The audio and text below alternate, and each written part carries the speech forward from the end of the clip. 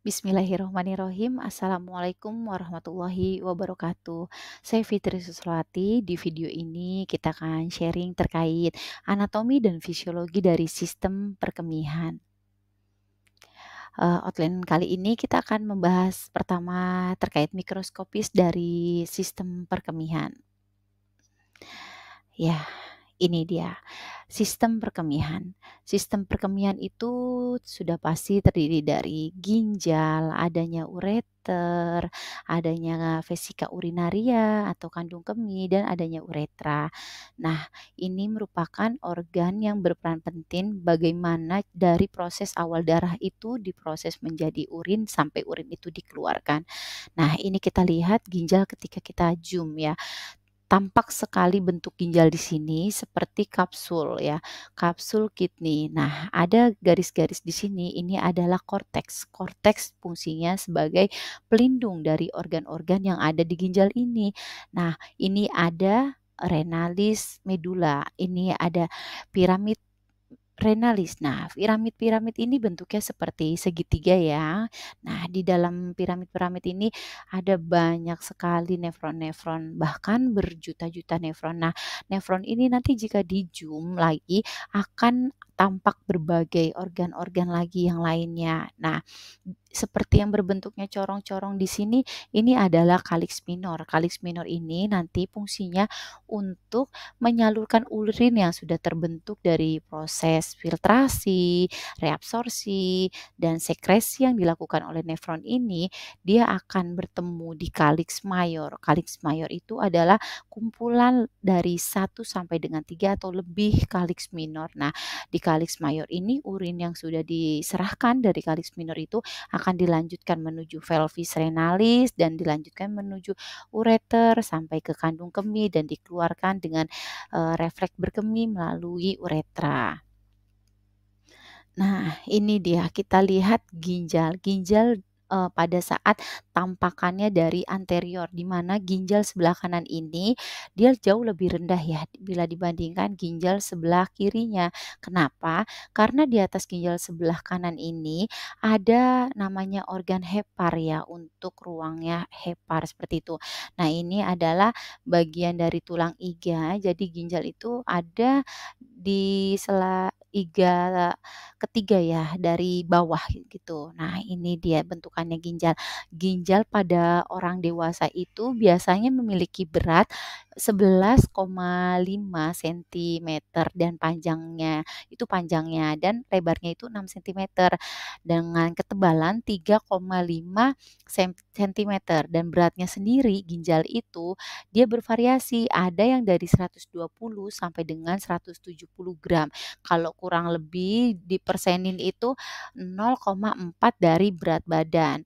Ya, itu ginjal. Nah, ini tampak ginjal dari bagian belakang atau posterior gitu. Nah, ini ada pembuluh darah ini tampak ureter juga. Nah, ini tampak sekali ginjal di bagian sebelah kanan itu lebih pendek ya, lebih turun dari ginjal sebelah kiri. Nah, yang di atas ini bentuknya seperti segitiga warna kuning apa sih? Ini adalah kelenjar adrenal. Nah, ini nanti akan berfungsi untuk mengatur hormon. Nah, ginjal ini tampak ureter dari belakang, ini vesika urinaria ya dekat tulang kaki gis dan uretra. Nah, ini tampak di sini terlihat arteri abdominalis dari belakang. Nah, kalau pada tampak di belakang itu dia vertebra ya, makanya nanti ada hubungannya nih dari fisiologi ketika pasien mengalami cedera spinal, pasti akan ada kaitannya atau permasalahannya pada sistem perkemihannya. Ini ginjal tadi sudah kita jelaskan, kita lewati. Nah, ini ada ginjal tadi ya, ini adalah aorta abdominalis akan menyerahkan darah melalui arteri renalis yang di ginjal, kemudian akan dilanjutkan ke segmental, ke interlobural ya, di ginjal ini untuk memperdarahi ginjal. Nanti kita akan bahas di bab vaskularisasi. Ini ya, ada arteriol aferen ataupun eferen. Nah, ini ginjal ini yang bagian tadi piramid renalis jika di zoom seperti ini akan tampak sebuah nefron yang sangat fungsional sekali bagi tubuh ya. Nah, ini nefron ini tampak berjuta-juta di dalam satu ginjal ini gitu. Nah, di sini ada tampak sebuah lingkaran kecil atau ini adalah organ yang bernama glomerulus. Jika di zoom akan tampak seperti ini. Nah, ini glomerulus ya. Glomerulus itu apa? Dia fungsinya untuk sebagai tempat filtrasi. Filtrasi zat-zat yang tidak dibutuhkan oleh tubuh. Misalnya kita minum susu atau minum air putih atau teh manis gitu. Nah, itu kan mengandung glukosa kalau teh manis ya. Terus kalau susu mengandung kalsium atau protein hewani. Nah, itu di sini nih nanti akan difiltrasi dengan sangat selektif gitu. Dari mana sih mulanya?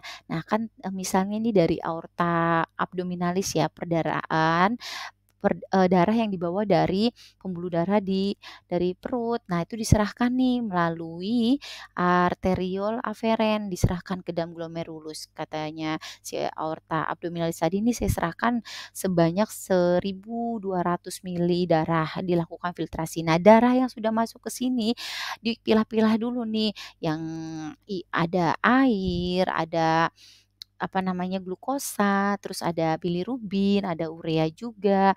Nah, ini akan diserap oleh glomerulus karena glomerulus itu dia memiliki selaput permeabel yang sangat memang pekat sekali, kuncup sekali gitu. Jadi bagus sekali untuk penyaringan ini zat-zat, yang mikromolekul saja yang berhasil diserap oleh glomerulus ini dan nanti akan didistribusikan lewat arteriole aferen ini gitu. Nah, ini zat-zat yang bermanfaat. Namun, zat-zat yang terkandung di dalam darah tadi yang seperti makromolekul seperti sel darah merah, sel darah putih, keping darah, albumin, protein itu tidak akan mampu melewati, glomerulus ini gitu, tidak mampu sebagai zat filtrat gitu karena makronya terlalu besar, saringannya lebih kecil. Jadi dia tidak berguna untuk tubuh sehingga nanti akan dikeluarkan bersama urin. Nah, darah ini belum berbentuk seperti urin ya. Nah, si makromolekul tadi ini ada nih ya sebuah lingkaran nih, kita lihat ya, lingkaran yang bentuknya lunak seperti bantalan gitu, bentuknya memeluk si, glomerulus ini. Ini adalah namanya kapsul Bowman. Kapsul Bowman ini dia fungsinya tadi untuk menyerap makromolekul itu dan melindungi area glomerulus. Si makromolekul yang tidak berhasil lewat penyaringan ini dia akan menuju, melalui kapsul Bowman ini. Nah, zat-zat yang tadi yang sudah diserap nih oleh glomerulus tampakannya ya ketika di zoom ini kayak air, glukosa, bilirubin, urea gitu. Ini akan masuk nih saya serahkan nih menuju ke namanya tubulus, concortus proximal atau disingkat dengan tubulus proximal. Kenapa namanya tubulus? Tubulus itu dia berupa saluran, concortus itu berliku-liku. Nah, proximal ini dia, dekat dengan Bowman, jadi memudahkan pengingatan kita juga ya. Tubulus proximal, oh berarti tubulus yang dekat dengan kapsul Bowman. Nah, di sini nih darah yang tadi sudah hasil dari filtrasi diserahkan di tubulus. Di tubulus akan terjadi proses namanya reabsorpsi. Reabsorpsi itu penyerapan kembali zat-zat yang, berguna oleh tubuh gitu. Jadi masih selektif lagi di sini. Nah, yang masih berguna untuk tubuh akan dilanjutkan tuh menuju ke namanya lengkung Ansa-Henle ya.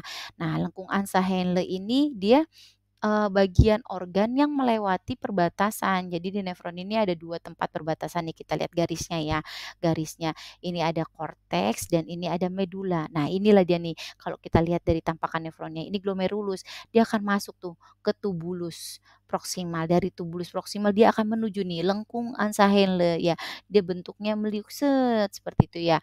Nah, ini lengkung Ansa-Henle. Nah, di lengkung Ansa-Henle ini akan terjadi namanya apa, pendistribusian darah tadi yang akan dikelola menjadi urin. Nah, di sini ada namanya descendant lembing ya. Jadi, bagian descendant. Nah, di sini zat-zat yang tidak berguna lagi oleh tubuh seperti natrium itu akan dikeluarkan agar disimpan gitu. Karena natrium itu kan fungsinya salah satu untuk menjaga keseimbangan asam basa tubuh juga ya. Jadi ada sebagian yang disimpan untuk tubuh gitu, supaya tidak terjadi asidosis metabolik pada pasien-pasien dengan gagal ginjal gitu. Nah, di lengkung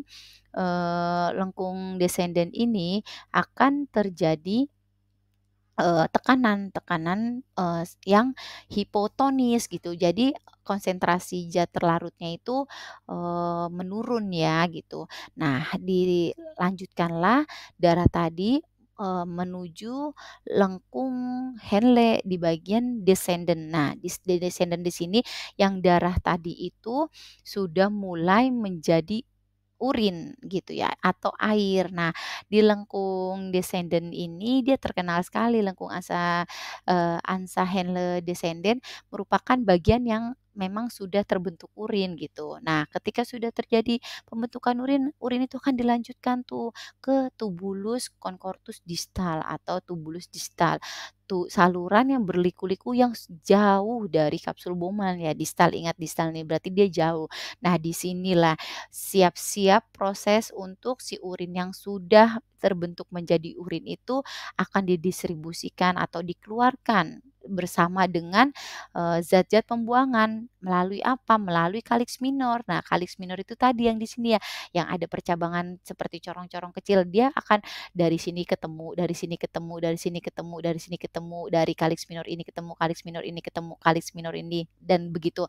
Dan dia akan berkumpul ke namanya Kalix mayor nih, dari Kalix mayor ini akan menuju ke namanya tubulus collecticus atau biasa, ada yang bilang, tubulus collectivus. Kenapa disebut tubulus collectivus? Karena isinya itu koleksi zat-zat yang memang udah nggak bermanfaat untuk tubuh gitu, seperti protein kayak gitu ya, amonia, urea gitu, itu kan nggak penting untuk tubuh gitu. Nah, dikeluarkanlah tuh lewat, saluran ini, kolektivus ini. Nah, ketika sudah masuk, saluran ini akan diteruskan melalui pelvis, ginjal, dan menuju ke ureter dan akan ditampung ke kandung kemih. Nah, ketika sudah ada refleks berkemih, nanti akan dikeluarkan tuh melalui uretra pada proses berkemih gitu. Nah, kita masuk ke bagian nefron ini tadi. Nah, di sini ya kita lihat nih kalau lebih jelasnya lagi tuh tadi ini adalah glomerulus. Ini jika di zoom nih glomerulusnya. Nah, ini glomerulus. Glomerulus ini tubulus proksimal menuju lengkung Ansa Henle tadi, terus menuju ke tubulus distal, lalu masuk ke kalix minor bertemu di kalix mayor, lalu diteruskan menuju ke tubulus collectivus dan akan, dikeluarkan melalui pelvis ginjal, ureter, dan, uretra. Nah, selanjutnya kita lihat nih, di antara persilangan tubulus distal ini dan kapsul Bowman ini arteriole afferent ya yang untuk menerima darah tadi dari aorta abdominalis. Nah, ini arteriole efferent. Nah, di sini ada, namanya itu berkumpul sel-sel gitu ya. Nah, selnya apa itu namanya? Selnya adalah aparatus juxtaglomerular. Nah, dia ini adalah struktur di ginjal yang mengatur fungsi dari masing-masing nefron tadi. Nah, dia ini terdiri dari 2 sel. Apa saja selnya?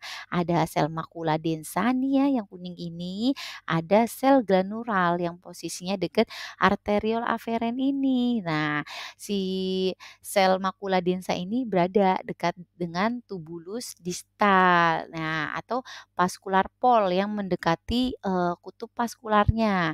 Nah, di antara tubulus distal sama kapsula Bowman ini ada juga sel mesangial ya. Mesangial itu dia membuat seperti kuncup nih, ini nih sel mesangial di glomerulus itu. Nah, dia untuk mengikat tadi. Nah, sel mesangial ini dia juga, berkontraksi juga fungsinya ketika pada saat laju glomerulus itu, mengalami penurunan gitu. tujuannya untuk apa? Agar, proses filtrasi dapat berjalan dengan baik. Namun pada kondisi hipertensi, si sel mesangial ini nantinya akan melebar gitu kebalikannya. Tujuannya untuk apa? Untuk mengurangi volume darah yang dikirimkan dari aorta abdominalis tadi yang sangat banyak pada pasien hipertensi. Nah, sel granular ini dia sini menempel ya pada arteriole aferen. Tujuannya dia fisiologisnya untuk, mendeteksi tekanan darah yang masuk ke glomerulus. Jadi ketika tekanan darah di glomerulus ini menurun, si sel granular ini akan mengeluarkan namanya hormon renin. Nah, nanti kita akan bahas di selanjutnya hormon renin itu.